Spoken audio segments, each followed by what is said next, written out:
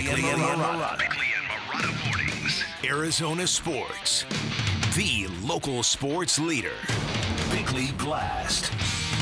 It's the first day of May, which is perfect because it feels like May Day on Planet Orange, like the distress signal. And that is because major change is necessary and unavoidable with our basketball team. If the big three run it back one more time, they need a different head coach. They need Devin Booker to be a better leader. They need a point guard. They need to find a better array of spare parts. And the future essentially begins today when Matt Ishbia and James Jones meet the media after a cooling off period. And in moments like this, it's hard not to think how close James was to pulling it off, creating a championship team out of thin air organically, a team that once truly bonded with the community. And in moments like this, we're going to find out even more about our new owner who has done so many great things since purchasing the Suns, except for this little bit about roster construction. Now, there are anonymous sources blaming Frank Vogel, his waning voice, and his wonky offense. There are national pundits who are blaming the big three for their indifference and their deflection of accountability.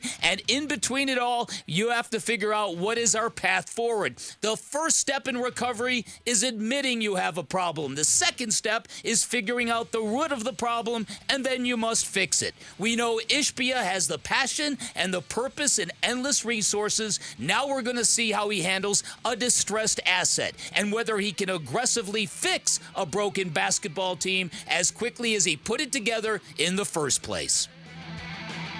All right, today's Bickley Blast brought to you by my great friends at Chapman BMW who make luxury attainable. Find them online at chapmanbmw.com. They got to do something. You can't run it back with these three guys because, they make so much money. And they can't, like I say, man, we've been talking about the Suns need a point guard all season, guys. Yep. And they never address it. They don't even need a great point guard. They need somebody to finish to get KD, Brooke, and LeBron the ball. Oh, it's not LeBron, excuse me, Bill the ball. And it's really unfortunate. Because that team, they never address their issues. And I really hope they don't fire Frank Vogel because he had nothing to do with the roster construction. That's Charles Barkley of TNT on our show yesterday talking about the Suns and the issues, at least through his from his perspective.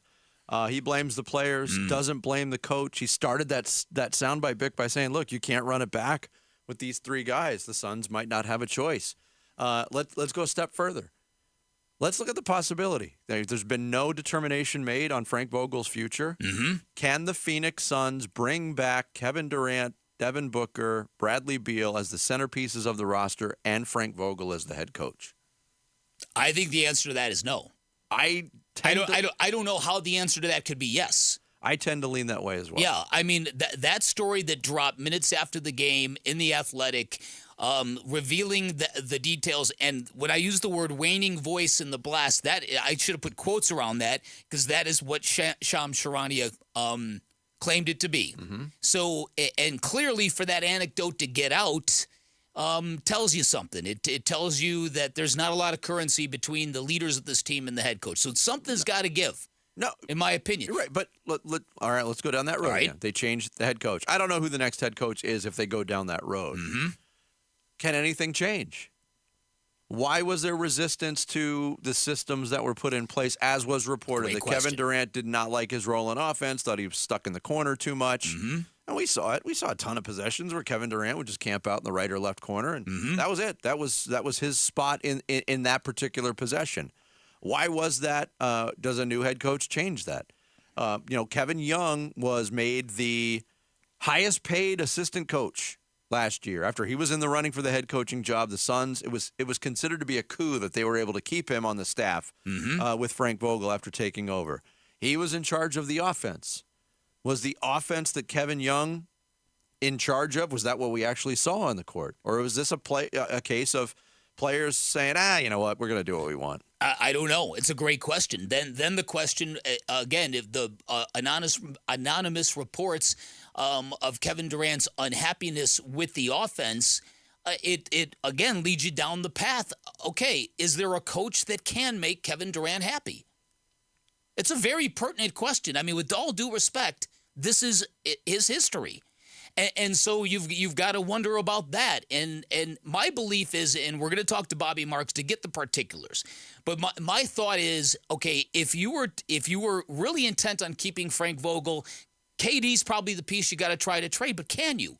What are the restrictions? What could you possibly get back? Could you indeed, like I said, there's people in New York who are thinking, if this doesn't work out well for us this year, he might be the perfect addition here. He wants to be here. It's a return to New York. It's to the team he thinks he should have gone to in the first place. And could you get Julius Randle and another piece out of the Knicks? Can you even do that? I think all these options are on the table right now. And I think if you're the owner of the Suns, I think you start by having a very candid conversation with Devin Booker. Devin, are you happy? Okay, great. Good. Glad to hear that. What do you think? What do you think needs to be done here? You are the guy. We need you to be the guy. What can we do for you? Then you go from there. Mm-hmm. But leadership, it's a two-way street. You can bestow leadership upon somebody, but if that individual is not willing to take that leadership and run with it, you've just got leadership in name only. Yep, it's true. I mean, we've all been part of like school activities or even corporate activities. Let's split up into groups and elect your leader. If you've ever served on a jury, who's the foreman? You got the right person in place? Yeah. You just bestowed this upon this person. That's a Do they good take point. it seriously? You have to embrace the leadership that is bestowed upon you. So And true. That didn't happen this year on the No, court. and that can happen for a couple of different reasons. Conceptually, theoretically, it can happen because it's not in that person to lead. It's not something that comes naturally to that person. Number two, it could happen because you're looking around and you're like, we're not winning anything, so I'm not going to wear this. I'm not going to put all of my blood, sweat, and tears into something I know is doomed. And I don't know if there was some fatalism. That's the weirdest thing to me about this basketball team, Vinny, is they drifted in and out of these states of indifference and what appeared to be silent dissent. Yes. And so how does that happen? How does the team find a way to rally in moments and then go back to being that way? I don't know. I don't know what the answers are. But I do know this. Not only is this the first bit of adversity for Matt Ishbia because he's being criticized for being, impetuous, acting too fast, too aggressive. There are a lot of people who are kind of clanging on him now. For the first time now, he's dealing with a lot of anonymous sources, leaks. And there's owners who don't like that one bit. I don't think any owner likes that one bit. Yeah. But again, the optimistic people will look at the example of the Minnesota Timberwolves, a team that was, pretty much a wreck at its first year after they made a big trade and everybody questioned the chemistry or the roster construction. In fact, you go back to last postseason, remember Kyle Anderson getting in a fight with Rudy Gobert on the bench toward the end of the year? That's right. That team just swept you out of the playoffs, and they put it together, and they accepted roles. So maybe year two is better. I don't know. I don't know. We've got 1 year to base this on, and it didn't go well. And KD has got 1 year left on his contract. You saw the Brian Windhorst report about how the fact that he's extension eligible could be what's the word that he used? Sort of an organic way to kind of separate. Mm-hmm. I don't know. Could be. Yeah. Thanks for watching Bickley and Marotta. Click to see the latest Bickley Blast and hit the button in the middle to subscribe to Arizona Sports.